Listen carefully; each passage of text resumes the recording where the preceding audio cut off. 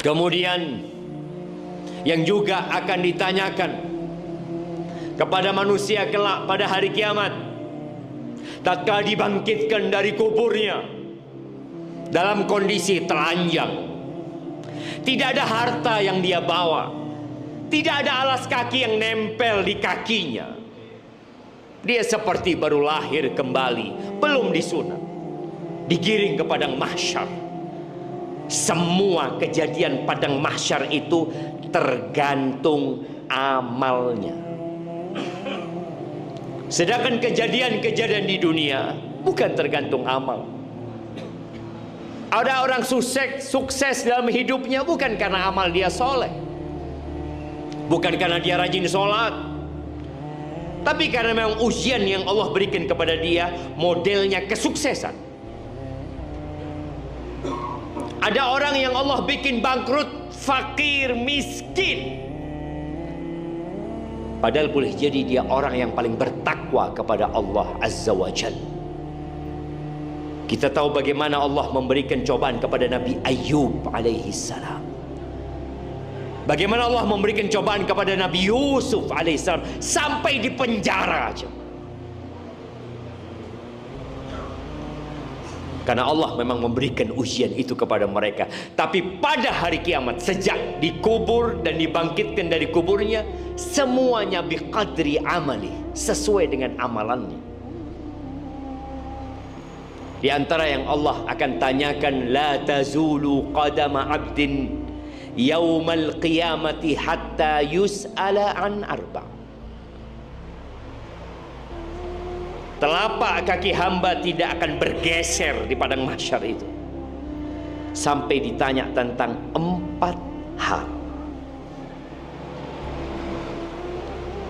Catat 4 hal ini, ingat dan siapkan jawabannya.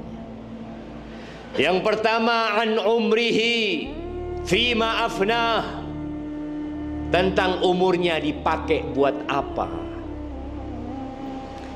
Semua manusia dikasih waktu yang sama, 24 jam dalam sehari. Engkau pakai buat apa umurmu?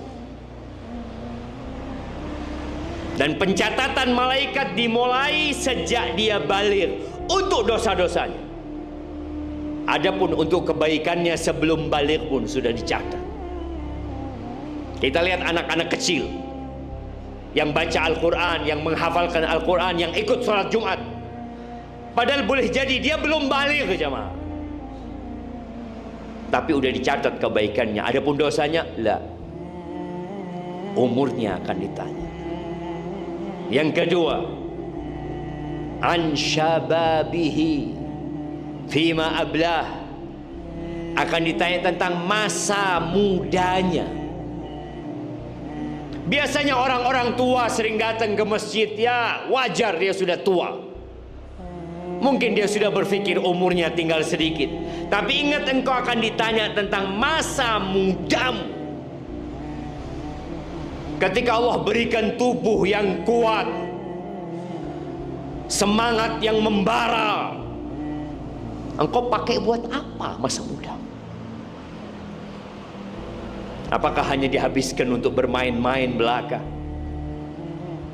Ada sebagian orang yang tidak pernah mau membaca Al-Quran. Oh, membaca Al-Quran tidak wajib, Ustaz. Ya, engkau akan tahu ada banyak hal-hal yang tidak wajib yang kau kerjakan dalam kehidupan ini. Tatkala bicara tentang akhirat, engkau mulai berbicara hukum wajib dan tidak wajib. Tapi terserah, manusia dikasih kebebasan memilih. Yang ketiga, an malihi, akan ditanya tentang hartanya. Pertanyaan tentang harta itu 2. Baju yang kita pakai akan ditanya, rumah yang kita tempatin akan ditanya, makanan yang kita makan akan ditanya, min aina tasabahu wa fima anfaqah, akan ditanya dari mana engkau dapat itu harta. Ahibati fillah, oleh karena itu orang yang bekerja itu harus belajar. Orang yang berdagang harus belajar. Apakah kerjaan dia halal atau haram? Boleh atau tidak boleh? Sebagian orang punya prinsip yang sangat sederhana. Dia mengatakan, yang penting saya tidak mengambil hak orang lain. Betul, prinsip itu betul. Tapi ternyata ada hal-hal, usaha-usaha yang diharamkan dalam agama, walaupun kau tidak mengambil hak orang lain. Dari mana kita tahu kalau kita nggak belajar? Ya nggak akan tahu. Terus setelah engkau dapat uang, engkau akan ditanya lagi, kemana engkau belanjakan itu uang? Berapa banyak engkau sedekahkan? Berapa banyak kau gunakan untuk kemaksiatan? Berapa banyak kau gunakan untuk bersenang-senang? Sebagian kita sedekah 100 juta merasa besar. Ya, mungkin buat orang-orang yang tidak punya uang 100 juta itu besar, 200 juta itu besar. Tapi engkau punya rumah seharga 10 miliar. Kau coba itu. Sebagian orang punya uang 1 triliun, dia sedekah 1 miliar dan merasa besar sedekah dia. 1 miliar besar. Engkau lihat sisanya 999 miliar. Hanya 0,1% yang kau sedekahkan. Engkau akan ditanya, dari mana dan kemana engkau infakkan. Dan ingat, yang untuk bangun rumah, yang untuk usaha, tidak akan kita bawa mati. Yang kita sedekahkan, itu yang kita bawa mati. Maka siapkan jawaban.